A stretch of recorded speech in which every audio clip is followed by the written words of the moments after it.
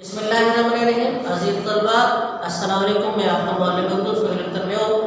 آج ہم جماعت دہم کے اردو کا لیکچر نمبر 21 پڑھنے جا رہے ہیں۔ اس میں صنف صفت جو ہے ہمارے پاس وہ غزل ہے، اور اس غزل کے جو شاعر ہیں وہ حضرت موہانی ہیں۔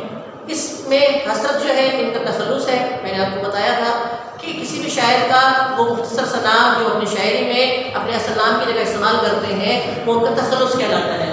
ان کا اصل نام تو سید فضل حسن ہے، لیکن ان کا جو کلمی نام ہے وہ حضرت موہانی ہے۔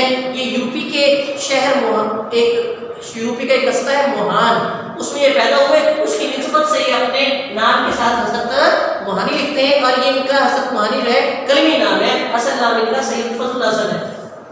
اور میں نے آپ کو پہلے بتایا تھا کہ جب بھی ہم کوئی سبق پڑھیں گے یا نظم یا غزل پڑھیں گے، اس میں اس کے مصنف شاعر کا تعارف ہمارے لیے بہت زیادہ اہم ہوتا ہے، کیونکہ اس تعارف میں سے کوئی مختصر سوال پوچھا جا سکتا ہے، کوئی معروضی پوچھی جا سکتی ہے۔ لہٰذا یہ جو پہلی غزل ہے ہمارے پاس حضرت موہانی کی، ان کے جو شاعر ہیں حضرت موہانی، ان کے تعارف کو ہم دیکھتے ہیں۔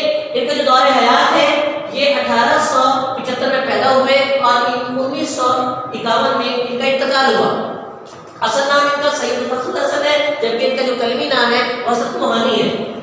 تعلیم اور حالات زندگی میں انہوں نے جو بی اے کیا تھا وہ ایم اے کالج علی گڑھ سے انہوں نے بی اے کیا، اس کے بعد یہ ایک رسالہ نکالتے رہے جس کا نام اردو معلیٰ ہے، لیکن ان کی باغیانہ تحریروں کی وجہ سے جو انگریز سامراج کے خلاف لکھا کرتے تھے اس رسالے کو بند کر دیا گیا، اور نہ صرف اس رسالے کو بند کر دیا گیا، ان کا جو شمار تھا وہ تحریک آزادی کے اہم رہنماؤں میں ہوتا تھا، اس لیے انگریزوں نے انہیں قید میں ڈال دیا، اور یہ ایک دن میں ایک من جو گیو تھا وہ ہاتھ کی چکی سے پیسا کرتے تھے، اور اسی کے بارے میں یہ کہتے ہیں کہ میرا عجیب مزاج تھا، انوکھا مزاج تھا کہ میں ہاتھ کی چکی سے گیہوں بھی پیسا کرتا تھا، اور پھر شاعری بھی میری جاری رہتی تھی، مجھے اشعار بھی آتے رہتے تھے۔ سیاسی زندگی کے حوالے سے ہم بتاتے ہیں کہ انہوں نے 1946 میں مسلم لیگ کے ٹکٹ پر جو وہاں کی مجلس قانون ساز تھی اس کے یہ ممبر منتخب ہوئے۔ قیام پاکستان کے بعد یہ بھارت ہی میں مقیم رہے، اور وہاں کی جو اسمبلی تھی اس میں کلمہ حق یہ بلند کرتے رہے۔ اسلوب اگر ہم ان کا دیکھتے ہیں، ان کو غزل کو شاعر کہا جاتا ہے، اور ان کی جو غزلیں ہیں ان میں زیادہ تر عشق و عاشقی کے جذبات پائے جاتے ہیں، اور اسی لیے انہیں رئیس المتغزلین کا لقب بھی دیا گیا ہے۔ اگر ہم ان کی اہم تصانیف دیکھیں تو انہوں نے جو دیوان غالب ہے اس کی شرح بھی لکھی ہے، نکات سخن، انتخاب سخن، مشاہدات زندہ، کلیات حضرت موہانی۔ اس کی انتہا ان کا یہ جو اردو معلیٰ ہے، رسالہ ہے، اس کا انتخاب انہوں نے کتابی شکل میں اس کو بھی انہوں نے لکھا ہے۔ اب آ جاتے ہیں ہم ان کی غزل کی طرف۔ تو پہلا شعر ہے اس غزل کا، مصیبت کی راحت فضا ہو گئی ہے، تیری آرزو رہنما ہو گئی ہے۔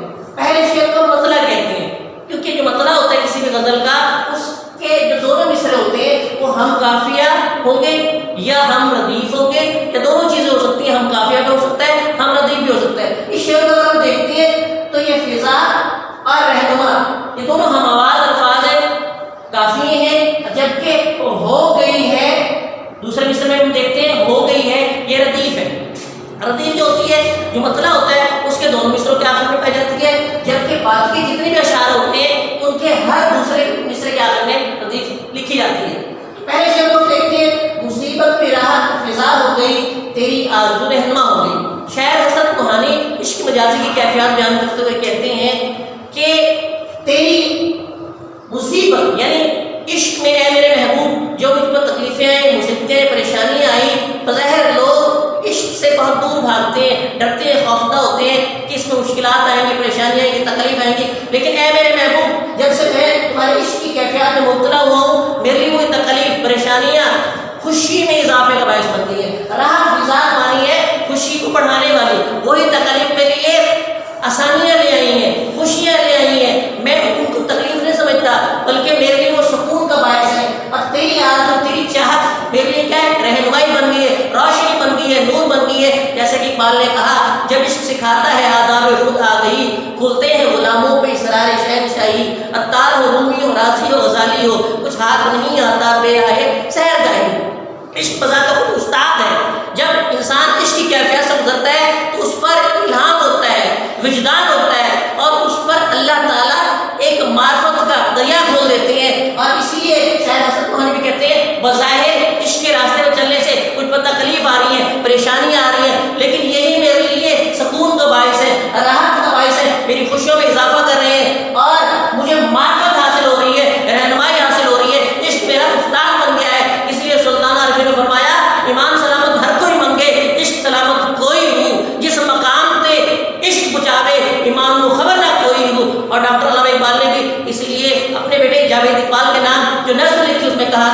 دیار عشق میں اپنا مقام پیدا کر، نیا زمانہ نئے صبح شام پیدا کر۔ وجہ کیا ہے؟ عشق کو اتنی اہمیت کیوں دی جا رہی ہے؟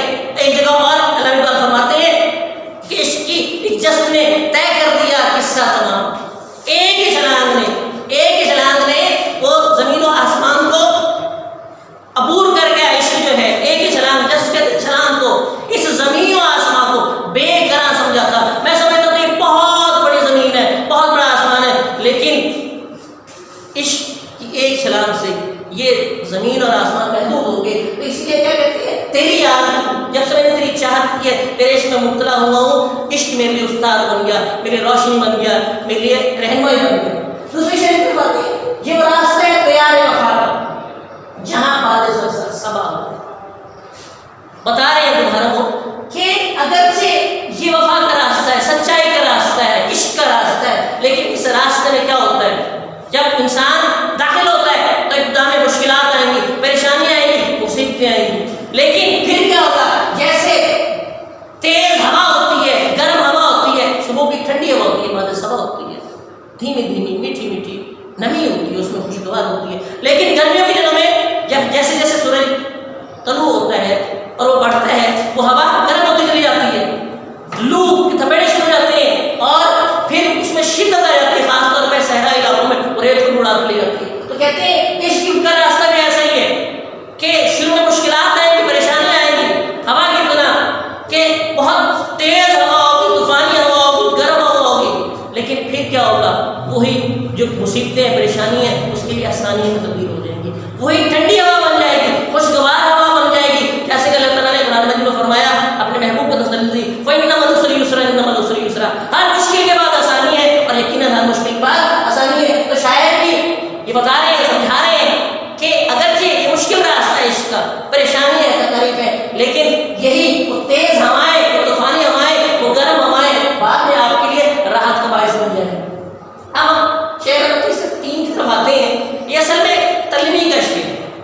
تلمی کا شعر اس شعر کو کہتے ہیں جس میں کسی ایک لفظ سے یا چند الفاظ سے کسی اہم واقعے کی طرف اشارہ کیا جائے، کسی آیت کی طرف اشارہ کیا جائے، کسی حدیث کی طرف اشارہ کیا جائے، اسے تلمی کا شعر کہتے ہیں۔ میں درماندہ مطلب بچھڑا ہوا، قافلے سے جدا، اس بارگاہ تک اللہ رب العزت کا وہ قافلہ، میں جنت میں اللہ تعالیٰ کے پاس رہتا تھا، وہاں سے اس قافلے سے میں بچھڑ گیا، گناہ گار میں خطا ہو گئی۔ وہ غلطی جو حضرت آدم علیہ السلام نے گندم کا دانہ کھانے کی وجہ سے کی تھی، اس غلطی کی طرف یہ اشارہ کر رہے ہیں کہ میں جنت میں سکون سے رہتا تھا، شیطان کے بہکاوے میں آگے میرے جد امجد انہوں نے گندم کا دانہ کھا لیا اور انہیں جنت سے نکال کر زمین پر بھیج دیا گیا۔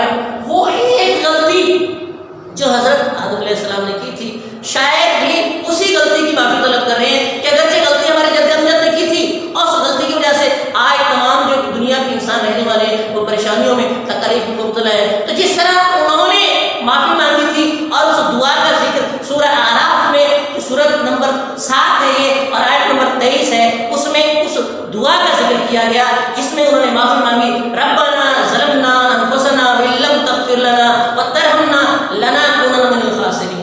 اے ہمارے رب، ہم نے اپنے جانوں پر ظلم کیا، ہم نے اپنے ساتھ زیادتی کی، اگر تو ہمیں معاف نہیں کرے گا، ہم پر رحم نہیں کرے گا، تو ہم خسارہ پانے والوں میں سے ہو جائیں گے، ہم نقصان اٹھانے والوں میں سے ہو جائیں گے، ہم گھاٹے والوں میں سے ہو جائیں گے۔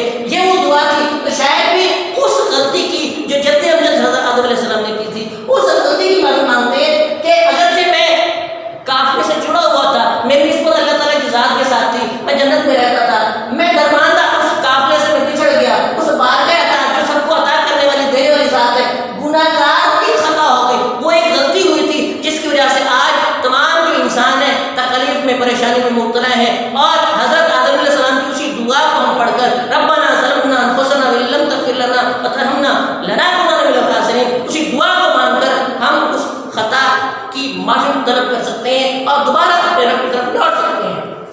اب آتے ہیں شعر نمبر 4 ہے ہمارے پاس، تیرے رتبہ دان محبت کی حال۔ رتبہ دان محبت کا مطلب ہے تیرے محبت کے مقام کو پہچاننے والا۔ شاعر اپنے آپ کو کہتے ہیں کہ میں نے تیری محبت کے رتبے کو پہچانا، تجھ سے محبت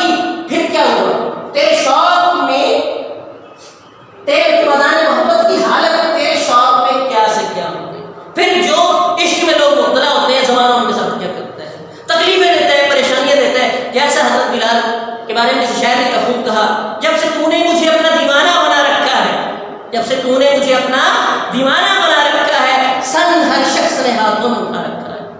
اے میرے محبوب، جب سے میں تیرے عشق میں مبتلا ہوں، میں نے توحید قبول کی ہے، اللہ کا ایک معنی ہے۔ آج یہ لوگ پتھر مجھ پر مار رہے ہیں، مجھے گرم ریت پر لٹا رہے ہیں، مجھے کوئلوں پر لٹا رہے ہیں، جب سے تو نے مجھے اپنا دیوانہ بنا رکھا ہے، سنگ ہر شخص نے ہاتھوں میں اٹھا رکھا ہے۔ پھر انہیں پتھروں سے مخاطب ہے شاید، وہ کہتے ہیں پتھروں آج تم مجھ پہ یوں کیوں برستے ہو؟ پتھروں آج تم مجھ پہ یوں کیوں برستے ہو؟ میں نے بھی تمہیں کبھی اپنا خدا بنا رکھا تھا کہ اے پتھروں تم تو میرا لحاظ کرو، تم تو مجھے چھوڑ نہ پہنچاؤ، میں نے کبھی تمہاری پوجا کی تھی، تمہیں میں نے اپنا خدا مانا تھا۔ تو اسی بات کی طرف شاعر کہتے ہیں کہ میں نے تیری محبت کو پہچانا، تیرے مقام کو پہچانا، تیرے عشق میں مبتلا ہوا، لیکن بدلے میں زمانے نے مجھے کیا دیا؟ میں نے ٹھوکریں کھائی، میں نے در در کی تلاش کیا، تیرے شوق میں کہاں کہاں نہیں کیا، لیکن زمانے نے مجھے تکلیفیں دی، اذیتیں دی، پریشانیاں دی۔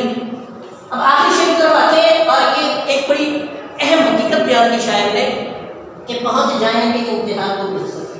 یہ جو عشق کا راستہ ہے، اس میں انسان کو کبھی مایوس نہیں ہونا چاہیے، نا امید نہیں ہونا چاہیے، اپنی نسبت کو قائم رکھنا چاہیے، حاضری دیتے رہنا چاہیے، دیتے رہنا چاہیے۔ ایک دن حضوری حاصل ہو جاتی ہے، ملاقات محبوب کی حاصل ہو جاتی ہے، پہنچ جائیں گے انتہا کو بھی حسرت۔ یعنی اگر جب اس راہ کی طے ہو گئی ہے، اگر کسی کام کا آغاز کر دیا جائے، کسی سفر پر انسان روانہ ہو جائے، تو دنیا میں ایک دستور ہے، قانون ہے، وہ کام ایک روز پایہ تکمیل تک پہنچ کر رہتا ہے، انسان کو کامیابی حاصل ہو کے رہتی ہے۔ اگرچہ اس کام میں آپ ابتدا میں شروعات میں مشکلات آئیں گی، پریشانیاں آئیں گی، تکلیف آئیں گی، مایوسیاں آئیں گی، لیکن آپ نے ان مصیبتوں سے، پریشانیوں سے، تکلیف سے گھبرا کر اپنے راستے کو نہیں ختم کرنا، اپنے سفر کو ختم نہیں کرنا، جاری اور ساری رکھنا ہے، اور ایک دن آپ کو وہ محبوب کا وصل، وہ کرم یار، نظر یار، وصل یار حاصل ہو کر رہتا ہے۔ لیکن شرط کیا ہے کہ آپ اپنی نسبت کو قائم رکھیں، اپنے تعلق کو قائم رکھیں، اپنی محبت کے اس سفر کو، عشق کے اس سفر کو جاری و ساری رکھیں۔ والسلام۔